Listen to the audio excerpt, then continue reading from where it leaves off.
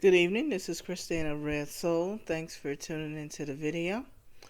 And this is my second one today. I came across another story related to race, but this time instead of a hoax, it's more about victimization. So it seems like the Denver public school system uh, is going to award black families with segregated playgrounds. Imagine that. Now, I heard this story earlier on the Charlie Kirk show, and I usually listen to him on my lunch break. So he didn't go into the story. He just mentioned it. It was related to something he was sharing on the second hour of his show. So I'm gonna get to the story in just a moment. But it's just interesting how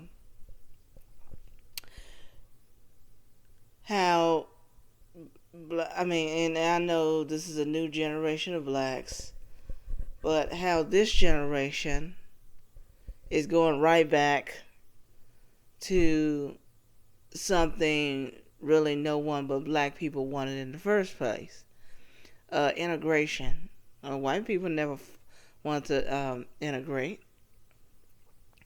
So now that we have this situation, move this. It seems that it's unfortunate that we're heading back to that direction. So months back, I did do a story about a school in Georgia where the black principals segregated the classrooms. So there were two classrooms for blacks and about three or more for whites, since they were most of the population. The Hodge twins also and the conservative twins also did a video on this right after I did. And so, even though, of course, theirs is funnier. But it was just ridiculous but this woman used the word colored and whites. Then we go to the West Coast. We're on the West Coast. We're at the West Coast now, according to the story. West Coast in Washington, a school there, university, where they have separate dormitories. And then you have some of the Ivy League schools, or one in particular, that have segregated graduations. So I'm going to read this story and go into final commentary.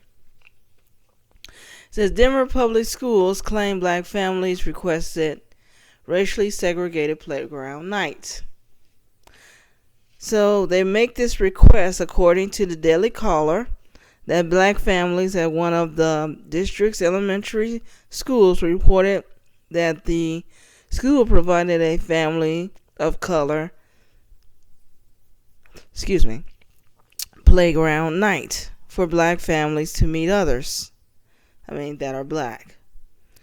A spokesman for Denver Public Schools said the Centennial Elementary School leaders met with some of the black families whose children attended Denver Public Schools, and they requested a separate, segregated space to meet one another. Who's to say they'll all get along? Some of these families shared with us that since the only time many of them see one another is at drop-off and pickup, we host some events where black families can meet one another. Now, see, that's the school's problem right there. If these families really want to get together, why don't they just contact each other and just meet each other at the houses? But there's an agenda why they're doing this, because they knew the school was going to submit to that. Pribble said that the school was honoring their request. Maybe this is the school principal or something. Thought the school maintained that all families are welcome to attend all of the school events. The program was posted on Centennial Elementary's welcome sign and said the event would be held on Wednesday. This was recently, this past Wednesday, the 8th, at 4:10 p.m. According to a picture posted by City Journal journalist Christopher Rufo. Families of color program. This is so ridiculous. It is not a one-time event, according to a Facebook post. So they've done this before. One example at an elementary school on the 13th of October and November 10th. The district told the Daily Caller that they are supportive of the Centennial Elementary School's decision, believe the segregated playground nights provide inspiration of families. There's nothing inspiring about this, not segregation. School leaders at Centennial received a specific request from families to create a space of belonging. Yeah, so they can talk about other racial groups, especially white people. Centennial was responsive to their requests, and we support others like this as they provide connections, support, and inspiration for families.